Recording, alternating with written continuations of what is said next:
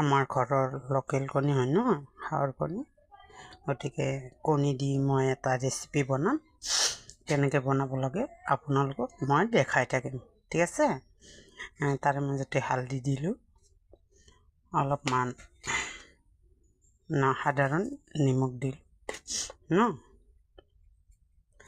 নিমখ দিলোঁ। তাৰপাছত অলপ কেৰাহীটো অলপ গৰম হ'ল ন, কেৰাহীটো অলপ গৰম হ'ল, অলপ তেল দিলোঁ ন। বেছিকৈ তেল নাখাওঁ মই, কাৰণ বেছিকৈ তেল মই পচন্দ নকৰোঁ, সেইকাৰণে অলপমান তেল দিলোঁ ন। তেলটো গৰম হ'ব লাগিব। মোৰ বিশেষ কাহ হৈ আছে, গতিকে ভিডিঅ'ৰ মাজে মাজে আমি খাই আছোঁ, আপোনালোকে একো বেয়া নাপাব, ঠিক আছে। এতিয়া মই তাৰে কাৰণে মই পিঁয়াজ কাটিছোঁ ন, সৰু সৰু কৰি এটা পিঁয়াজ কাটিছোঁ কণীৰ ৰেচিপিৰ বাবে। তাৰ কাৰণে তেলটো গৰম হ'ল ন, পিঁয়াজখিনি দি দিলোঁ। তাৰপিছত মই 4টামান শুকান জলকীয়া দিলোঁ ন। তাৰে কাৰণে আমি মছলা নাখাওঁ ন, সেইকাৰণে কেঁচা জলকীয়া খেতিৰ পৰা আনিছোঁ 3টামান জলকীয়া, তাৰে কাৰণে ফালি দিলোঁ ন। তাৰে কাৰণে এখানি ভাজি হ'ল ন।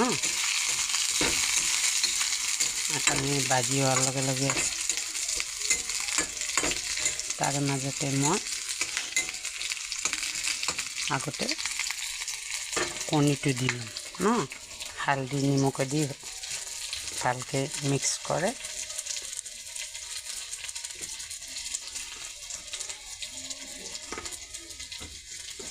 ধুনীয়াকৈ দি দিলোঁ ন, দি দিলোঁ। তাৰপাছত ভালকৈ কণীটো অলপ ফ্ৰাই কৰিব, বেছি ফ্ৰাই নকৰোঁ, কাৰণ বেছি কাঢ়া ভাজি খাব নালাগে ন, অলপমান ফ্ৰাই কৰিব। তাৰে কাৰণে মই 2টা আলু বইল কৰিছোঁ। আলুকেইটা মই সৰু সৰু কৰি কেটে নিলোঁ ন।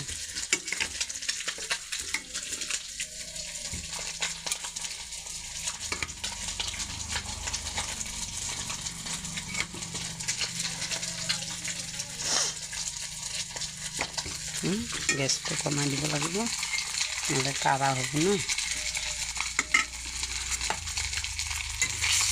কণী ভাজা হৈ যায় হয় না, কণী ভাজা হৈ যায়। এতিয়া তার মাজতে মই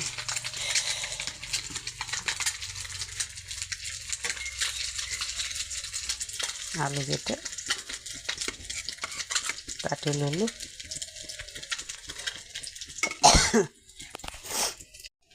আলুকেইটা সৰু সৰু কৰে কেটে নিলোঁ ন। তাৰপাছত এতিয়া আমি তার মাজতে আলুকেইটা দি ললোঁ ন,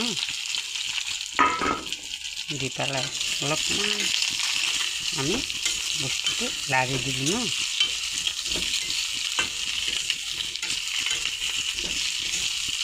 আমি আৰু কি কৰোঁ জানো, আলু আমি ভাঙি নেদাওঁ, আলু পিচ পিচ করে অলপমান নিমখ দিলোঁ।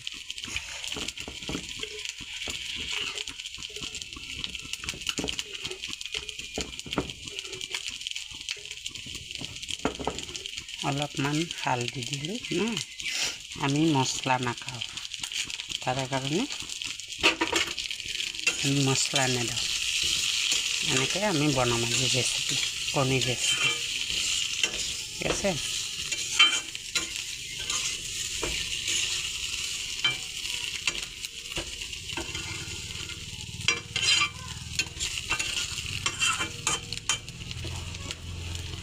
বেছি ফ্রাই নকৰোঁ আমি,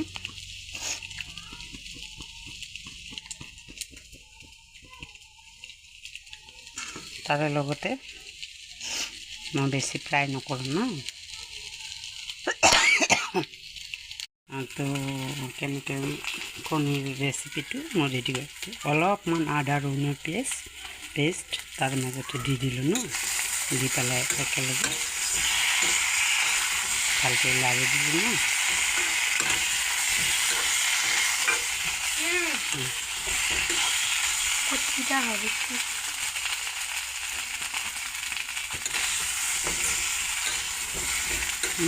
অলপ সময় ফ্ৰাই কৰিলোঁ ন।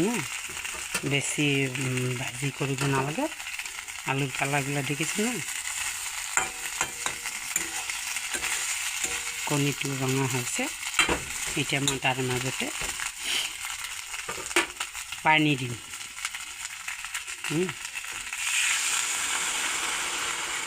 অলপ পানী দিলোঁ ন। দি পেলাই মই লাৰি দিম। আমি মছলা নাখাওঁ দে, সেইকাৰণে আমি গুড়া মছলা তাৰ মাজতে ব্যৱহাৰ নকৰোঁ।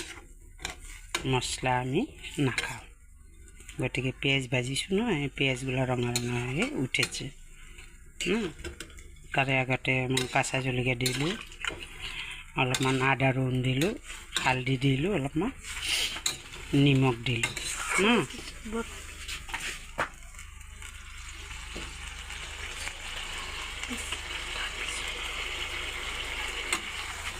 ঠিক আছে, আপোনালোকেও এনেকৈ ৰান্ধি খাব দে। আলু মই নাপালোঁ ন, আলু নাপালোঁ। তাৰে কাৰণে গাছৰ পৰা কণ বিলাহী 4টামান পাৰি আনিলোঁ ন। এই বিলাহীকেইটা মই এনেকৈ তাৰে মাজতে মই দি দিলোঁ। এই বিলাহীকেইটা দেখিছে ন। বিলাহীকেইটা এনে সুন্দৰ ধুনীয়া